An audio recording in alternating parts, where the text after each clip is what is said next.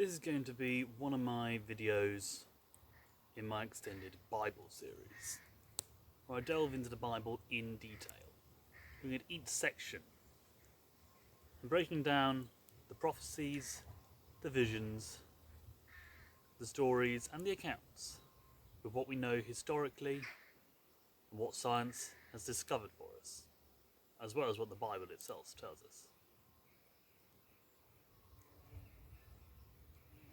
If this is the sort of video you're interested in, please like and share it with your friends. The more discussion we have, the better.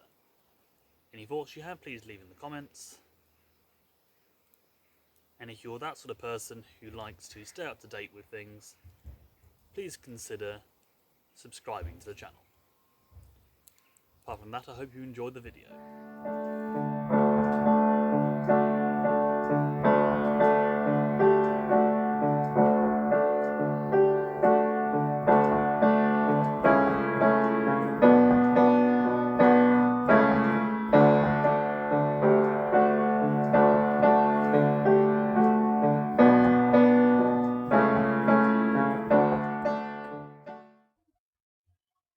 The story of Cain and Abel is not a very well known one, and is rather ambiguous in some of its facts, which make it harder to decipher and give an explanation for that at least makes sense.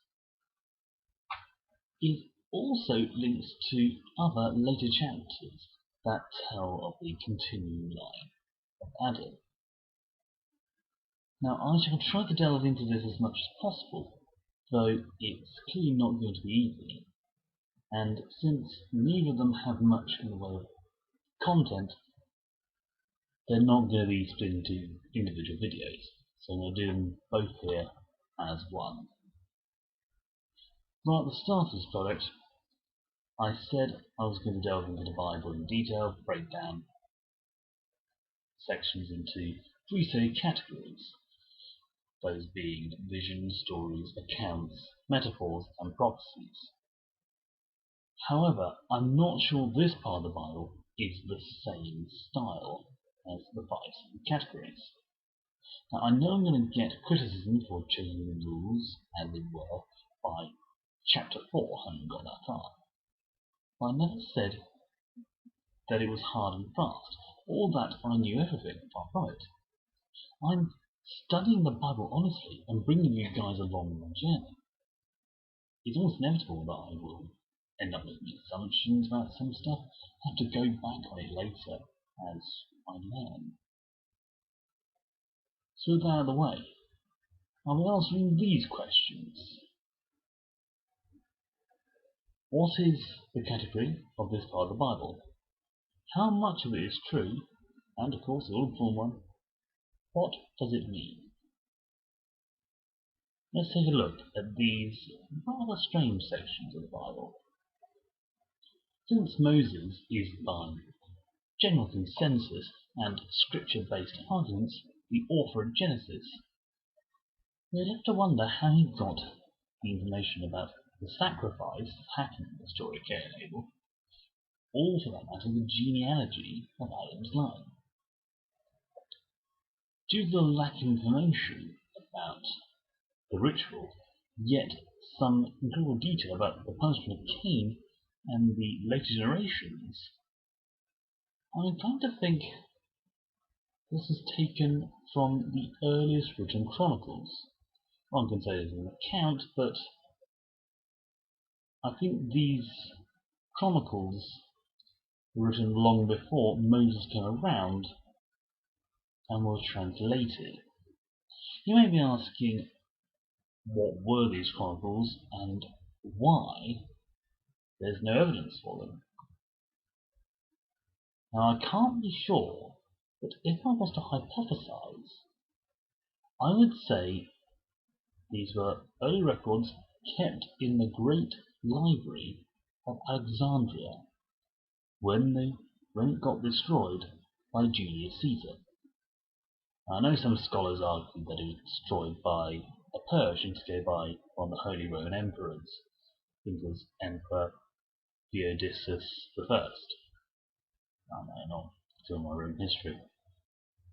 But the evidence for this is inconclusive, so we're going to stick with Julius Caesar, even though it's not strictly relevant to this. Regardless of who committed it, this resulted in vast tracts of knowledge and history being lost from the world, setting human history back quite a way.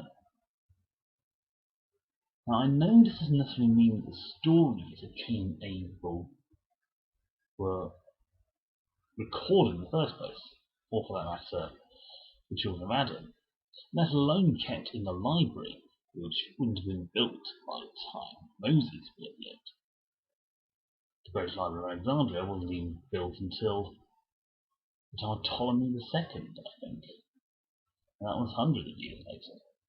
However, writing would have been well established during Moses' time, not only by the Egyptians, but by the Sumerians and Babylonians, whose records may have been gathered by Egyptian scholars and stored in depositories across Egypt, quite possibly eventually stacking up in Alexandria. Though genealogy was important to either of those cultures, I don't know. The implications of a well-known religious sacrifice being mentioned but unexplained is more in keeping with a local record than an oral story or vision. Since this makes more sense, and the evidence doesn't disprove it any more than it can be proven, I'm willing to stand up and declare it as a theory. So with all that in mind, let us get into the meat of the discussion. Cain and Abel were the first two sons born to Adam and Eve. Cain, the older, was a farmer of crops, tilling the ground to produce food, whilst his younger brother, Abel, was a shepherd, herding flocks across the land. Yet one day they were both called to give offerings to Yahweh. What form this offering took, or how it was sacrificed, isn't explained in any way, but some people think it's a burnt offering, which makes sense in the time period. It is said that Cain gives fruits from his fields, whilst Abel gives fatty meat from his firstborn livestock. Now, it isn't explained how this is interpreted, but the text simply says that Abel's sacrifice was looked on with favour, and so was Abel, whilst Cain in his offering was less so. Some say that Cain brought rotting fruit or old straw to the sacrifice, and so God looked down on that. But it isn't stated in the Bible. Likewise, Abel is often said to have brought a whole young lamb from his flock, though the text simply says the fatty portion of the livestock. This being in Mesopotamia, fat is nowhere as important to a human diet as, say, in northern Europe in the winter. So, the offering being so starkly different isn't clear here. Far from it. For all we know, Cain could have brought rotting fruit or old straw, or he could have brought fresh ears of corn or ripe new barley, whereas Abel just brought the fatty bits of meat that no one would want to buy, instead of just a whole fresh lamb. So it is such an ambiguous description that I don't think the offerings themselves were what God was focusing on. It's too vague an idea. I think it was the attitude of the brothers that God was looking upon, and that a starker difference and clearly written text. This can be seen by God's response to Cain upon seeing his reaction to how the offerings were accepted. I quote from Genesis here. Then the Lord said to Cain, "Why are you angry? Why is your face downcast? If you do what is right, will you not be accepted? But if you do not do what is right, sin is crouching at your door. It desires to have you, but you must rule over it." Since Cain was angered by God's response to his offering, it's likely that this was an attempt to give him warning of what could happen if someone let their anger take them over. This is similar to a view I picked up from different stories over the years. I shall simply sum it up here, but ignorance can lead to us being scared. When we fear something, we can become angry because of it. That anger makes us hate what makes us angry, and that hate can lead to suffering for both us and for other people. That may sound familiar, and those of you that watch Star Wars or even pay attention to the prequels will know that was from the Phantom Menace. But the philosophy can still be applicable in many situations. Whether the ignorance is circumstantial, just because they're not in the loop, or willful because they're just ignoring everything, it doesn't really matter. But this can lead people to do stupid things that can cause them and others to suffer. An example today could be being blind to the reasons behind refugees coming to our shores, which can lead us getting angry and deciding to turn them away and push them back to whatever country they came from, despite the fact that country is at war. To put this another way, it's like one of us being pushed back into a cage with a very angry bear that we have been trying to run away from for hours. Or being pushed back into a burning house and we spent hours trying to escape. Being angry about something is perfectly natural, but unless we keep this from dictating our actions, we can do some incredibly stupid things, as Cain did in this case. Cain, as we know, didn't keep control of his anger and ended up killing his brother Abel.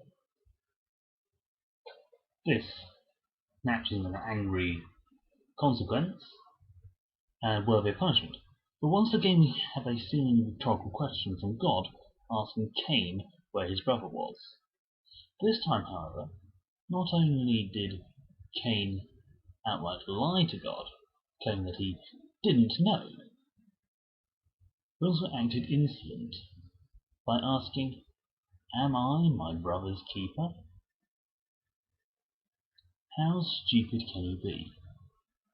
Adam and Eve, less than a generation away, did similar things, hiding from God, or trying to, and yet trying to pass the blame. They were more honest about it.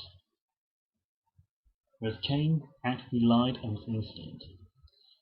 God not only warned him what could have happened if he let his anger get the better of him, but he also gave him the chance to be honest. This is a man who was born knowing good and evil due to his mother and father eating the forbidden fruit. So he knew that killing his brother was an evil deed. He not only knew that, but he still did it, and he also lied and challenged God. To put this in perspective in today's world, it's like punching someone in the face for getting the last bag of sweets, and then saying, "Doesn't it look like I punched it?" to his mates who were surrounding you and who saw you punched their friend in the face. It's even more ironic when you consider that you also got some sweets before the chat, and you still punched him. No wonder God banished him from the lands he worked and left him without a home. Granted, he made sure no one put Cain out of his misery by killing him, when, in the example I gave, his mates would have beaten you to a pulp. But as someone who's been blue for years, I put this to you. Which is worse? Being thumped to within an inch of your life, or being cast out from your home, having no chance to die because of it? Being beaten black and blue, or having no home to go to? I leave it up to you to decide. By all means, leave it in the comments below. To be fair, it does look like Cain got something out of it, in the end, by marrying and having a family, which became nomadic herders. But this links in with the other branch of Adam's family, from his newborn son, Seth. This starts off a whole new chapter and a new style of writing, but I still think it's from the Alexandrian records. This is mostly because of the lifespans given. The Bible gives us an idea of how long each member of Adam's family lived. Some lived for a couple of hundred years, but others lived for over 900 years. This is hard to believe, especially considering that not only in these days, the longest living human on record so far died at the age of 122, and the current living runner-up is only 118. In this an age of great healthcare. This makes it harder to understand why people in the earliest days would live even longer, especially as we have archaeological suggestions that they were very unlikely to last longer than their 60s. Remember, this is during the Mesolithic, Neolithic times, quite possibly the start of the Bronze Age, so the death rate would have been remarkably high. You can't live for 900 years and still have a remarkably high death rate. It's just not possible. So why does this get mentioned at all? I think this is the result of gaps in the records being filled in by people just noting it down. Let me explain. Moses may well have been dedicated to writing down the history of the world that God made. But if any sort of library existed in the Egyptian age, which would have been probably under Ramesses II, it's very unlikely that he, as someone who wasn't so eloquent in conversation, even needing a slave to be a spokesperson to the pharaoh, he would have been given access to the records. As a result, he would have had to rely on people to either give him hints or even steal from the library. Since the ones who lived the longest in the histories given were the patriarchs and the most holy, they would have most likely been given grand old ages, and the records would have made special note of them above all others. I'll get back to this a little bit later on. Again, I have little to no evidence of this, but it makes a lot of sense that it would have been from those records, since little to no learning could have been gained from that period of history. God would be less inclined to correct Moses on his record keeping, and anything else that was needed to be known would have been summarized in the actions of Cain and the opening story of Noah. So, while it may seem like a broad brushstroke of history, completely glossing over everything else we need to know is already stated in other stories, so there's no need to go into too much detail there. So, to recap, what is the category of this part of the Bible? I'm going to call this an account or a story that neither explains the differing levels of detail. Accounts are normally highly accurate and give some detail, often clarifying some aspects to help understanding the later readers, though granted, they didn't always think in terms of tomorrow, they thought in terms of now, noting it down. But stories give a lot of descriptive elements and fantastical details, but there's a lack of great detail of specifics when it comes to usable information. Ages when children are born and exact ages at death are hard to maintain over years of oral traditions. The story would have shifted so much that those details would have been warped. However, patriarchs were more worthy of note in written records. At that time, they'd have only just started, and so very important information, just like that, would have been noted down.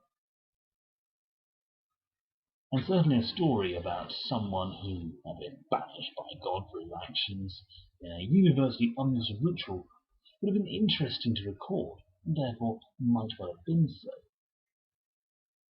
This will explain why the ritual itself wasn't given much detail, but the story afterwards was.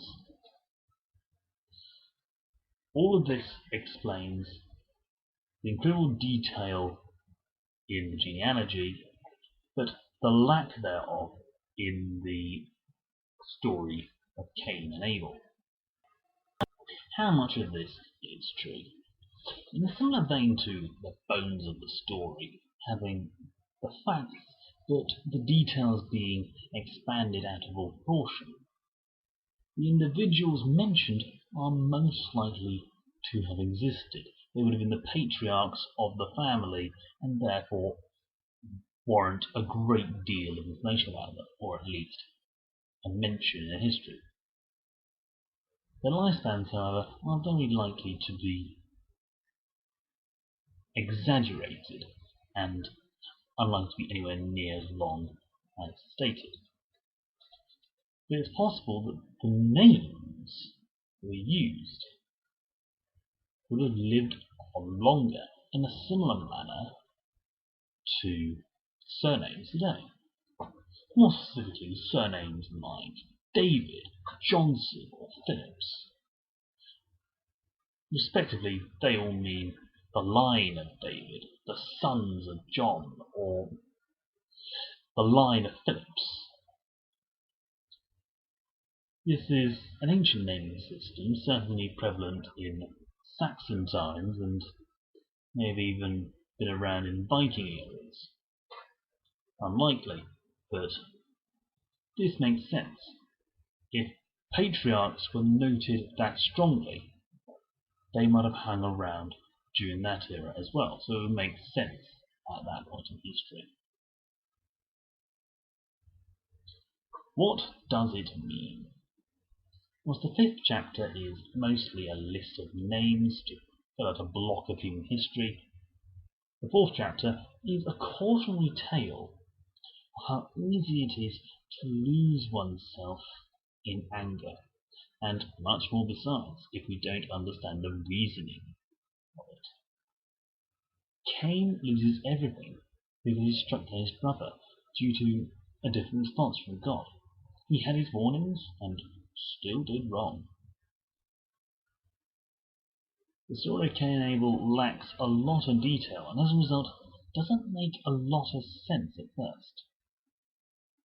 This makes it harder to learn from it unless we are in a position to understand what it feels like to be judged by standards that make no sense to us.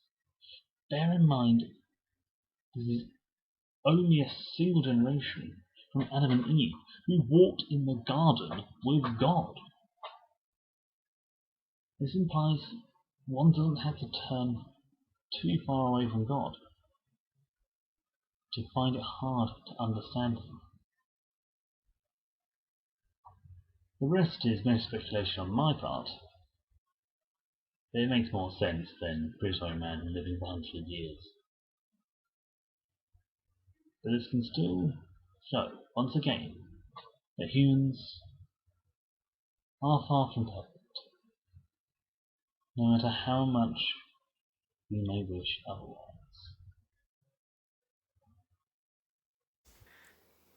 Hope you enjoyed this video.